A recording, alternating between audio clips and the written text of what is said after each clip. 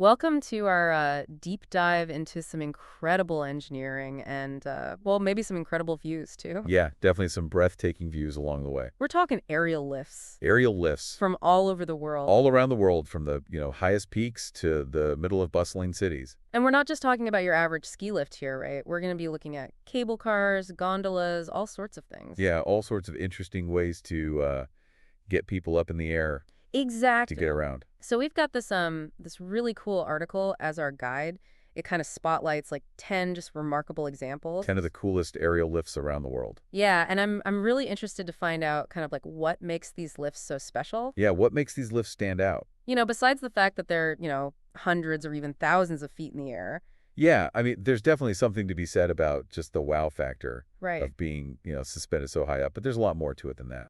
Yeah, so I guess that's what we're going to be diving into today. That's what we're here We're for. going to uncover like the stories behind their creation, Yeah, the engineering challenges, the hurdles they had to overcome. and maybe even some fun facts along the way. Oh, some fun facts. I love fun facts. Always gonna have some fun facts. Okay, so I guess let's just get right to it. Yeah, let's do it. Let's start with the one that takes the prize for highest, Okay. the Merida cable car in Venezuela. Ah, yes, the Merida cable car. This thing reaches a just astonishing 4,765 meters. 4,765 meters. That's almost 3 miles straight up. Yeah, that's higher than a lot of mountains. It's crazy. It's incredibly high. And, it's not just the height, it's the length, too. Yeah. Think about it. You're soaring over 12 and a half kilometers across the Venezuelan Andes. Across the Andes. Yeah, the air thins as you go up higher and higher.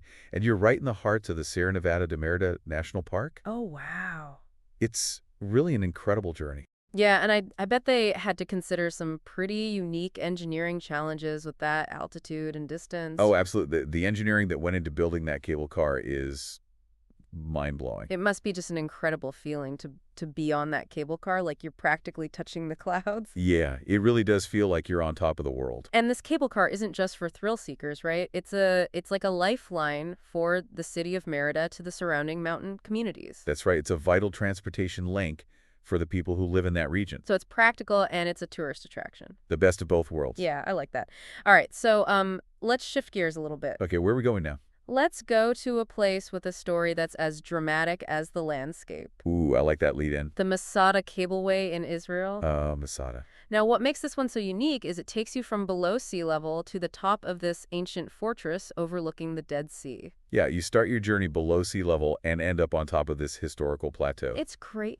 It's really a journey through time as much as it is through altitude. That's a good way to put it. You're literally being lifted to a site that witnessed a pivotal moment in Jewish history. Right, the Siege of Masada. The Siege of Masada, the story of resistance, it adds a whole other layer of meaning to the experience. Yeah, and I mean it's just amazing to me that this cableway gives access to a place that holds so much historical weight. Absolutely. It makes it so much more accessible to people from all over the world. I think I read that there's actually another way to get to the top. Yeah, there's the snake path. The snake path, but it's a pretty brutal hike, I've heard. It's not for the faint of heart, Not for me. but it does make you appreciate the engineering feat of the cableway even more. Yeah, especially considering they built it in the middle of the desert. The desert environment definitely adds another layer of complexity to the project. For sure. Okay, so speaking of iconic landmarks, Okay. let's head to a much more modern setting. All right, I'm ready. The Emirates Airline in London, England. Ah, the Thames cable car? Yeah, the Thames cable car. I love that one. I've seen pictures of this thing, and the views of London from those cabins look just absolutely stunning. Oh yeah, the views are incredible. You get to see all the famous landmarks from a completely different perspective. Yeah, so this is a pretty recent addition to the city's landscape, right? Yeah, it opened in 2012, so it's still relatively new. 2012, okay, and it's already super popular. Oh yeah? It's become a favorite for both tourists and locals. And it's not just for tourists, right? People use this to commute. Yeah, over 30,000 people use it every week to get to work or to get around the city. Wow, so they get that view every day. Lucky them. Yeah, that's pretty awesome. It's a pretty unique way to start your day. For sure. All right, so speaking of commuting, Okay. let's talk about a lift that is purely practical. All right, let's get practical. The Roosevelt Island Tramway in New York City. Ah, yes, the Roosevelt Island Tramway, a classic example of urban aerial transportation. So this one really shows just how useful these aerial lifts can be like as a solution for transportation in cities. Absolutely, it's a vital link for the residents of Roosevelt Island, connecting them to Manhattan. And it's one of only 2 in North America that's part of a city's public transit system. Yeah, that's right. Most aerial trams are used for tourism, but this one is part of the everyday commute for thousands of people. That's wild. So it's like a flying subway. Yeah, exactly, like a subway in the sky. I love it. It's a great example of how we can think outside the box when it comes to urban transportation. Okay, are you ready for some sunshine and stunning scenery? Always. Our next stop is Rio de Janeiro, Brazil, Rio. home to the iconic Sugarloaf cable car. Ah, Sugarloaf, one of the most recognizable landmarks in the world. And this is a two-parter, right? You got it, 2 cable cars to get you to the top. Okay, so first you go up Morro de Urca Hill. Right, Morro de Urca offers some pretty amazing views in itself. Yeah, and then from there you take the second cable car to the top of Sugarloaf Mountain. And then you're at the top of Sugarloaf Mountain with panoramic views of Rio de Janeiro. I can only imagine. It's truly breathtaking. I've heard the views are just phenomenal with the city spread out in front of you, the ocean, the beaches. It's just got to be amazing. Yeah, it's one of those views that you just have to see to believe. And this is the one that's in that James Bond movie, right? Yeah, Moonraker. Moonraker. James Bond takes a thrilling ride on the Sugarloaf cable car. Pretty cool. It's a classic scene. All right, so let's go back in time a little bit. Okay, how far back are we going? Let's go back to 1929. Wow, 1929. To one of the oldest aerial transport systems in the world. This is going to be good? The Table Mountain Aerial Cableway in South Africa. Ah, Table Mountain, another iconic landmark. Yeah, so this cableway originally was a simple cable system. A single cable system, can you imagine? I can't even imagine. Just hanging there, swinging in the wind, high above Table Mountain. It must have been terrifying. I'm sure it's a bit unnerving for some people, but also exhilarating. Bet. You know, feeling that connection to the mountain and the wind. And those views, though. Oh yeah, the views from Table Mountain are legendary. You can see the entire city of Cape Town spread out below you. It's amazing to think that this thing is still operating today. Yeah, it's a testament to the ingenuity of the engineers who built it. Although they have modernized it a bit, right? Yeah, they upgraded to a more modern system in 1993. 1993, okay, but still to think that the original structure from 1929 is still there. Yeah, it's pretty incredible. That's amazing. All right, well, our journey through the world of aerial lifts is far from over. Oh, we're just getting started. We've got more to see, So much more to see. more to discover. And so many more incredible engineering feats to explore. I'm excited what's next. Well, next we're heading to the Austrian Alps, where a different kind of engineering marvel awaits us. Ooh, I like the sound of that. Let's go. Let's go to the Alps. Okay, so we're in the Austrian Alps. The Austrian Alps? Ready to experience this Gletscherbahn. Ah, yes, the Gletscherbahnen. What is that exactly? Well, it translates to glacier railways, which is pretty fitting. Glacier railways, okay. Yeah, because the Kaprun Gletscherbahnen takes you high up into the Alps, High up. How high are we talking? 3,035 meters above sea level. 3,035 meters. That's right, you're traveling through a landscape that's been carved by glaciers. Wow, that's got to be some pretty incredible scenery. Oh, the views are absolutely stunning. I bet being that close to the glaciers and everything. Yeah, you're surrounded by these towering peaks and glaciers as far as the eye can see. So it's not just the natural beauty, though, right? No, there's some impressive engineering here, too. Oh, okay. What kind of engineering? Well, one of the pylons for this cable car was once the tallest in the world.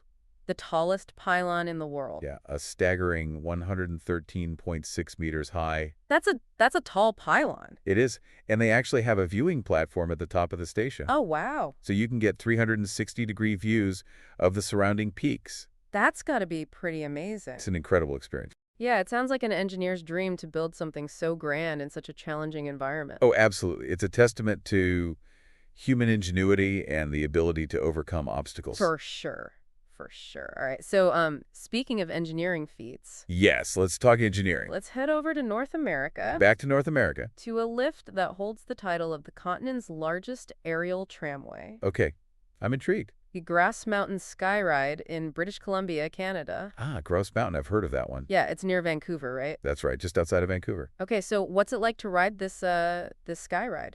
Well, imagine this. You step into this massive tram cabin. A massive tram cabin. Yeah, these cabins are huge. Okay. And within minutes, you're ascending over 850 meters up the side of Grouse Mountain. 850 meters straight up? Pretty much. And as you rise, the city of Vancouver just spreads out below you. Wow. The Pacific Ocean glitters in the distance. Yeah. And on a clear day, you can even see the Gulf Islands. So you can see the city, the ocean, the islands. All from this incredible vantage point. That's got to be breathtaking. Oh, it's absolutely stunning. Yeah, it sounds like you're floating between the city and the wilderness. Yeah, it's a really unique perspective on the landscape. Okay, so let's go to a lift that really reaches for the sky. Okay, I'm ready. Let's head to Switzerland Switzerland, the land of mountains and chocolate. and home to the Klein Matterhorn aerial tramway. Ah, the Klein Matterhorn, one of my favorites. So this cable car holds the title of Europe's highest, right? That's right, it reaches a dizzying altitude of 3,820 meters. 3,820 meters. That's practically the roof of Europe. It's crazy. I'm sensing a theme here. Like these lifts are all about pushing boundaries and reaching new heights. Yeah, there's definitely a sense of ambition and a desire to conquer the impossible. And the Klein Matterhorn is no exception, right? Oh, absolutely. This is like a vital part of the Zermatt Cervinia ski area. That's right. Take skiers up to the slopes of the Klein Matterhorn. The Klein Matterhorn, the actual mountain. The mountain itself, the second highest in the region. So you're skiing at almost 4,000 meters. Pretty much. Yeah, it's an incredible experience. I can barely imagine. Yeah, it's not for the faint of heart. Okay, so for our final destination, let's go to Japan, Japan, okay. where a lift with a unique design awaits. All right. I'm excited to see this one. The Shinotaka Ropeway number 2. Shinotaka Ropeway number 2, okay. So what's so special about this one? Well, first of all, it's a double-decker cable car. A double-decker cable car. Yeah, you heard that right. 2 levels. What, like a bus? Kind of like a flying double-decker bus. That's wild. Each cabin can hold up to 90 people. 90 people in one cabin. That's a lot of people. That's a lot of people. That's amazing. It's one of the largest capacity cable cars in the world. Okay, and the journey itself, what's that like? Oh, it's spectacular. Okay. The Shinotaka Ropeway number 2 travels across Mount Hotaka, Mount Hotaka. offering stunning views of the Japanese Alps. The Japanese Alps, beautiful. It's a testament to Japanese engineering and their ability to create these incredible structures that blend seamlessly with nature. It really is amazing how each of these lifts we've talked about tells a different story. They do. About engineering and culture and our connection to nature. Yeah, and they all have this power to transport us, not just physically, but emotionally and intellectually. They spark our curiosity. They challenge our perceptions of what's possible. Absolutely. And they leave us with a sense of wonder and amazement. So speaking of challenging perceptions, you mentioned earlier that these lifts could play a bigger role in urban environments. Right, not just for tourists. Exactly. Can you elaborate on that a little bit? Sure. So as our cities become more and more crowded, Yeah, they are getting crowded. and we're searching for more sustainable transportation solutions, We need those. aerial lifts could be a game changer. Okay, how so?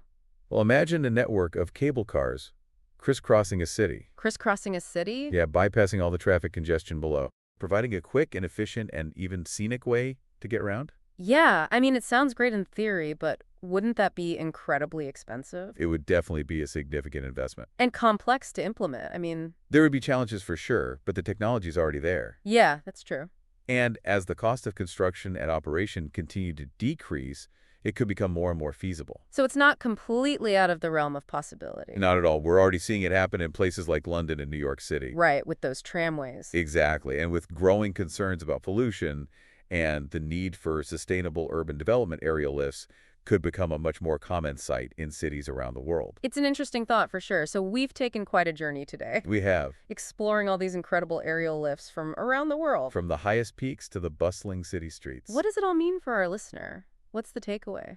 Well, I think the key takeaway is that aerial lifts are more than just rides. Okay. They represent human ingenuity, Yeah, our desire to connect with nature, and our ability to overcome challenges. I like that. They can be symbols of cultural heritage, Mm-hmm. vital transportation links, and even catalysts for urban innovation. It's been quite a ride, hasn't it, exploring all these incredible aerial lifts? It really has. We've traveled all over the world, from the Andes to the Alps to the Japanese Alps. I feel like I've learned so much about not just engineering, but history and even urban planning. Yeah, it's amazing how these lifts can connect so many different aspects of human endeavor. It really makes you realize that they're more than just a way to get from point A to point B. Right, they represent so much more. They're symbols of human ambition and innovation, our desire to conquer nature, to reach new heights. And there's something almost magical about them, don't you think? Yeah, definitely. The feeling of soaring above the ground, taking in those breathtaking views. Yeah, it's like experiencing a place from a whole new perspective. Exactly. So as we wrap up this deep dive, is there one thing you hope our listener takes away from all of this?